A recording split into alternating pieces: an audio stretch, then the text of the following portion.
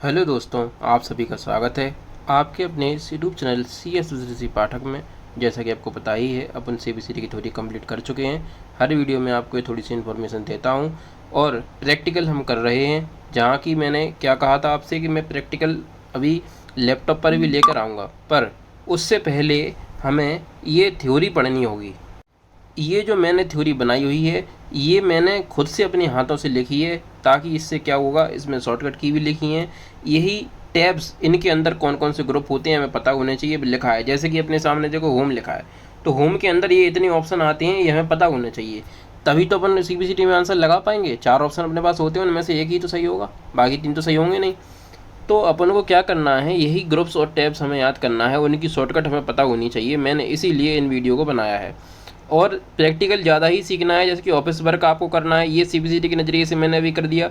अब मैं CBCD में और भी प्रैक्टिकल जैसे कि करवाया जाता है, वो भी मैं करवाऊँगा, पर अभी अपन को क्वेश्चन बनाने हैं, तो उस हिसाब से मैंने ये बनाया। इसकी PDF भी मैं अपने टेलीग्राम चैनल पर अपलोड कर देता हूँ, जिसकी लिंक मेरे डिस्क्रिप्शन में दी हुई होती है। वहाँ से आप जाके उसको क्लिक करें, आप मेरे टेलीग्राम चैनल पर पहुँच जाएंगे, उसको भी ज्वाइन करिए। चैनल को ज़्यादा से ज़्यादा सब्सक्राइब करें, शेयर करें, लाइक करें, बताएं कमेंट में कैसी लगी वीडियो। कुछ समस्या है तो आप वो भी बताएं, मैं उसको सॉल्व करूँगा। ठीक है। अब ये जो PDF है, आप इसको अच्छे से पढ़ा करें, बहुत काम आएगा आपके। और लैपटॉप पे वीडियो बना के मैं आपको दिखाऊंगा कि कौन से फंक्शन कैसे काम करता है। चलो देखते हैं। हमने ये तो आपको बता ही दिया था उस दिन। अब हमें ये पढ़ना था आज फॉर्मेट प्रिंटर से। फॉर्मेट प्रिंटर क्या होता है? फॉर्मेट प्रिंटर को हम प्रॉपर्टी इनहेरिटर कहते हैं। अब जैसे कि अपन प्रैक्टिकल कर रहे होते हैं, तो वहाँ तो ये चीज़ नहीं दी हुई होती कि फॉर्मेट प्रिंटर को हम प्रॉपर्टी इनहेरिटर कहते हैं, लेकिन ये क्वेश्चन हमारे CBCD में आ जाएगा कि प्रॉपर्टी इनहेरिटर कौन इनमें से एक है। तो अपना आंसर होना चाहिए फॉर्मेट प्रिंटर। जब पता होगा तभी तो लगाएंगे। ये नहीं लिखा होता है प्रैक्टिकल में, लेकिन इसलिए मैं ये चीज़ों को लेके आया हूँ। क्योंकि इसमें कुछ चीज़ें बहुत सी अलग होती हैं। ये 2021 का वर्जन है, कोई नहीं पढ़ाएगा आपको, मैं न्यू से पढ़ा रहा हूँ। 2021 का हाथों से लिखा है मैंने। देखो फॉर्मेट प्रिंटर क्या होता है। फॉर्मेट प्रिंटर को हम प्रॉपर्टी इनहेरिटर के नाम से भी जानते हैं, यानी प्रॉपर्टी को माउस के सिंगल क्लिक से उठाकर लाना। जैसे मान लो कोई हमने वर्ड लिखा है, जैसे मान लो फॉन्ट लिखा है, फॉन्ट को मैं पूरा डार्क कर दूं, बोल्ड कर दूं, वाइट, यानी वाइट से मैंने कलर कर दिया। ठीक है, ये मान लो फॉन्ट हमने लिख दिया। हम ऐसे ही कलर में इस पूरे को करना चाहते हैं, तो हम फॉर्मेट प्रिंटर ऑप्शन का यूज करते हैं। जैसा इधर होगा वैसा ही इधर हो जाएगा, इसलिए हम प्रॉपर्टी इनहेरिटर इसको बोलते हैं कि ये प्रॉपर्टी को कैच कर लेता है और दूसरी जगह उसे सेव कर देता है। तीसरा ऑप्शन हमारे सामने दिया होता है। तीसरा जो ग्रुप होता है, ये होम टैब के अंदर ही है सारे। फ़ॉन्ट में क्या होता है, फ़ॉन्ट टाइप या फ़ॉन्ट फेस, यानी उसमें फ़ॉन्ट का प्रकार कैसा है। फ़ॉन्ट के टाइप से ही हम फ़ॉन्ट फेस के नाम से जानते हैं। 2003 तक जो फ़ॉन्ट आती थी, क्वेश्चन बनेगा कि 2003 तक MS वर्ड में किस जो फ़ॉन्ट आती थी उसका नाम क्या है। तो उसका क्या है, टाइम्स न्यू रोमन। 2007 से जो फ़ॉन्ट आने लगी थी उसका नाम क्या है, तो कैलिबरी। दोनों याद होना में ज़रूरी है, CBCD में क्वेश्चन आते हैं यहीं से। अब ये लिखा है फ़ॉन्ट साइज के बारे में। ये तो हो गया फ़ॉन्ट टाइप, ये ऊपर तो हो गया फ़ॉन्ट टाइप या फ़ॉन्ट फेस, उनके प्रकार जो होते हैं। फ़ॉन्ट साइज क्या होते हैं, तो देखो मिनिमम तो होता है 1 फ़ॉन्ट साइज़, जो मैक्सिमम होता है वो 1638 तक होता है। लेकिन आपने देखा होगा उसमें एक लिस्ट गिरती है नीचे की साइड, एक नीचे की साइड लिस्ट गिरती है, और आप जब MS वर्ड खोलेंगे तो उसमें बाय डिफ़ॉल्ट फ़ॉन्ट का जो नंबर है आपको 11 दिखाई देगा। तो बाय डिफ़ॉल्ट जो होता है 11 पॉइंट होता है। कब? 2007 से ज़्यादा में हमें बाय डिफ़ॉल्ट 11 पॉइंट दिखाई देता है। वैसे 12 पॉइंट होते थे। कितने होते थे? 12 पॉइंट 2003 तक। अब जो आप नीचे जो मीनू गिराते हो, एक लिस्ट सी हमारे सामने नीचे खुल कर आती है, हम उसे ड्रॉप डाउन मीनू या पुल डाउन मीनू कहते हैं। और उसमें हमें 8 से 72 तक फ़ॉन्ट दिखाई देती है। तो अपन ये सोचते हैं कि इसमें बस 8 से 72 ही फ़ॉन्ट होती है, बट ऐसा नहीं है। ठीक है, हम मिनिमम 1 कर सकते हैं, मैक्सिमम 1638, इतनी हम मैक्सिमम फ़ॉन्ट उसको कर सकते हैं और मिनिमम कर सकते हैं। तो हमें पता होने चाहिए, इनमें से ही क्वेश्चन फंसते हैं। ये जो 72 पॉइंट लिखा हुआ है, इस 72 पॉइंट का मतलब होता है 1 इंच। ये जो 72 पॉइंट लिखा हुआ होता है, इस 72 पॉइंट जब ये मिल जाते हैं तब 1 इंच बनता है। तो ये 72 पॉइंट आपसे पूछा है 72 पॉइंट की यूनिट क्या है, तो अपन बता देंगे 1 इंच। हमें कैरेक्टर को बोल्ड करना है यानी डार्क करना है, जैसे हल्के लिखे होते हैं उन्हें हमें डार्क करना होता है, तो Ctrl+B शॉर्टकट का यूज करते हैं। इटैलिक करना होता है तो Ctrl+I शॉर्टकट का यूज करते हैं। अंडरलाइन करना है तो Ctrl+U का यूज करते हैं। लेकिन इस अंडरलाइन से ओनली एक अंडरलाइन होगी, लेकिन हम चाहते हैं कि डबल अंडरलाइन हो जाए। ऐसे ही मान लो डबल अंडरलाइन हो जाए तो शिफ्ट Ctrl+D का यूज करेंगे। Ctrl+D दबा देंगे, देखो लिखा भी है। डबल अंडरलाइन के लिए क्या है, Ctrl+D। इससे 2 लाइनें उस वर्ड के नीचे आ जाएंगी।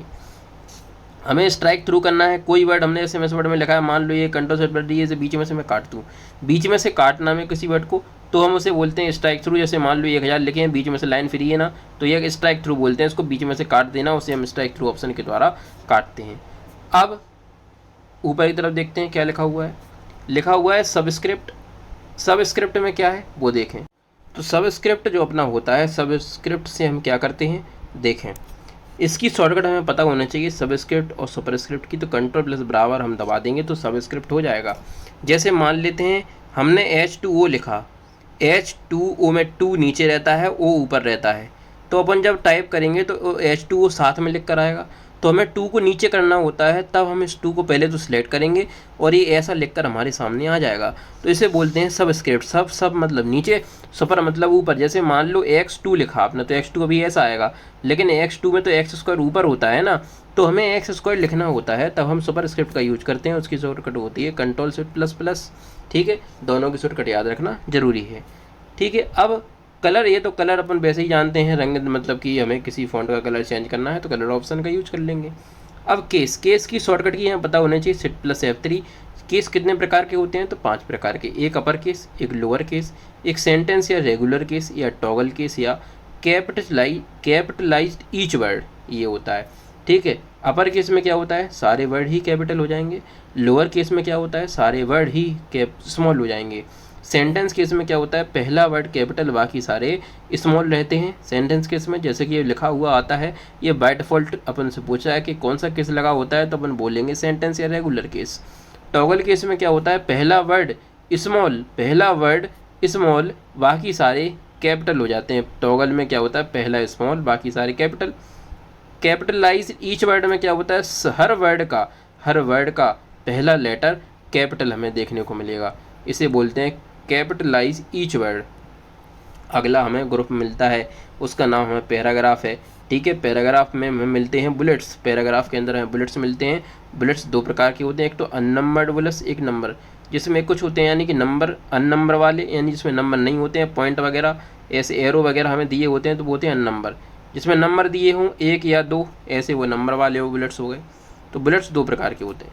अब बात करते हैं पैराग्राफ के मार्जिन की। पैराग्राफ के मार्जिन को सेट करना, इंडेंट के नाम से इसको हम जानते हैं, इंडेंट द पैराग्राफ। इंडेंट शब्द का मतलब पैराग्राफ से ही होता है। ठीक है, तो ये जो हमें ऐसा लाइन हमें दिखाई दे रही है, इसे बोलते हैं फर्स्ट लाइन इंडेंट। और एक होता है ये राइट, ये बोलता है, इसको बोलते हैं अपन लेफ्ट इंडेंट या हैंगिंग इंडेंट। एक इधर है देखो, ये है लेफ्ट इंडेंट है, हैंगिंग इंडेंट। ये इस तरफ जो अलग दिखाई दे रहा है, ये राइट साइड में है तो राइट इंडेंट है। ये पहला वाला है फर्स्ट इंडेंट। ठीक है, ये जो नीचे ऐसा उल्टा दिख रहा है, ये है लेफ्ट इंडेंट या हैंगिंग इंडेंट। और ये राइट में दिख रहा है, ये है राइट इंडेंट। इनका काम कैसे होता है तीनों को बताऊंगा मैं। हर चीज़ मैंने लिखी है, क्लियरली लिखा हुआ है एकदम, कोई डाउट की बात उसमें नहीं है। कंट्रोल प्लस एम आप दबा देंगे, शॉर्टकट हमें सबकी याद होना चाहिए। कंट्रोल प्लस एम हम दबा देंगे तो फर्स्ट लाइन इंडेंट का यूज हम करेंगे। और फर्स्ट लाइन इंडेंट जब हम यूज करेंगे तो उसमें लेफ्ट इंडेंट साथ में होगा, दोनों मूव करते हैं। 1.25 इंच आगे की तरफ खिसकेंगे। ठीक है, first line indent plus left indent दोनों मूव करते हैं, 1.25 इंच आगे खिसकते हैं। यहीं से क्वेश्चन बन जाएंगे अब। ठीक है, कोई बहुत बड़ी बात इसमें नहीं है। प्रैक्टिकल करके मैं आपको स्क्रीन पर आके भी बताऊंगा कि ये कैसे क्या होता है, पर हमें थ्योरी अच्छे से याद होना चाहिए। कंट्रोल प्लस अगर आप टी दबा देते हैं तो हैंगिंग इंडेंट आ जाता है। हैंगिंग इंडेंट में क्या होता है, लेफ्ट इंडेंट 1.25 मूव करता है। जो लेफ्ट इंडेंट होता है वो 1.25 क्या करता है, मूव करता है। और इंडेंट जो होते हैं वो पैराग्राफ से संबंधित होते हैं, पूरा पेज नहीं, जहां आपने सिलेक्ट किया होगा वो पैराग्राफ ही मूव करेगा। कंट्रोल प्लस क्यू से क्या होता है, रिवर्ट इंडेंटेशन, यानी इंडेंटेशन का इंडेंट जो हमने लगाया है उसका वापस आना। कंट्रोल प्लस क्यू से हम उसको वापस ला सकते हैं। अब आती है बात लाइन स्पेसिंग की। यहाँ से क्वेश्चन बहुत बार बने हैं। बाय डिफ़ॉल्ट लाइन स्पेसिंग जो होती है वो कितनी होती है, 1.15। बाय डिफ़ॉल्ट लाइन स्पेसिंग का साइज कितना है, 1.15। ये बाय डिफ़ॉल्ट होता है। हम लिस्ट को खोलेंगे, उसमें एक एरो दिया हुआ होता है, उसमें लिस्ट नीचे को गिरती है, उसमें बाय डिफ़ॉल्ट नहीं, कम से कम कितना रहता है 1.0 और हाईएस्ट उसमें 3.0 होता है। ठीक है, और लेकिन हम इससे भी कम कर सकते हैं, तो उसमें एक और ऑप्शन दिया हुआ होता है, एरो बना रहता है नीचे की साइड, उस पर क्लिक करेंगे तो एक डायलॉग बॉक्स हमारे सामने खुल के आएगा। और जहाँ कर्सर टिमटिमा रहा होगा, कर्सर क्या होता है, जो टिमटिमाती सीधी खड़ी रेखा, तो जहाँ कर्सर होगा, कर्सर को हम एक और नाम से जानते हैं, इंसर्शन पॉइंट के नाम से जानते हैं।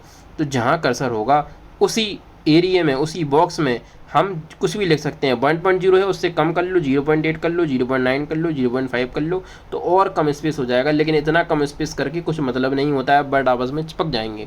1.0 ही अपने आप में बहुत कम होता है, इससे कम आप करेंगे तो बर्ड चिपकने शुरू हो जाएंगे। अगर भले ही आपका मीटर ज़्यादा दूर है तो नहीं चिपके, नहीं तो चिपक जाएंगे बर्ड। ठीक है, तो लाइन स्पेसिंग की आप Ctrl+1 दबाएंगे तो सिंगल लाइन स्पेस होगा, 2 दबाएंगे तो डबल हो जाएगा, और Ctrl+5 दबा देंगे तो 1.5 लाइन स्पेसिंग हो जाएगी। अब बॉर्डर देखते हैं, बॉर्डर क्या है। बॉर्डर में क्या होता है, जो टेक्स्ट होता है, टेक्स्ट पे हम बॉर्डर लगाने के लिए इस बॉर्डर ऑप्शन का यूज करते हैं। पेज बॉर्डर अलग होता है, वो दूसरे ऑप्शन में, दूसरे टैब में आएगा। ये होम टैब वाला बॉर्डर है जो टेक्स्ट पे लगाया जाता है, पेज पे नहीं लगाया जाता, याद रखना। अलाइनमेंट कितने होते हैं एमएस वर्ड में अपने, अलाइनमेंट होते हैं 4, left alignment, right alignment, centre alignment और जस्टिफाई अलाइनमेंट। लेफ्ट अलाइनमेंट जो होता है बाय डिफॉल्ट पूछा है आपसे, बाय डिफॉल्ट एमएस वर्ड में अलाइनमेंट का प्रकार, तो लेफ्ट अलाइनमेंट। शॉर्टकट क्या होती है, Ctrl+L। Right alignment Ctrl+R shortcut है। Ctrl+E अपनी सेंटर अलाइनमेंट की है, सबकी देखो नेम से नहीं होती है। मान लेते हैं राइट की Ctrl+R, लेफ्ट की मान लिया Ctrl+L है, जस्टिफाई की मान लिया Ctrl+J है। लेकिन Ctrl+C ठोक के मत आ जाना सेंटर लाइन के लिए, नहीं, Ctrl+E होती है सेंटर अलाइनमेंट के लिए। ठीक है, आगे देखते हैं क्या लिखा हुआ है।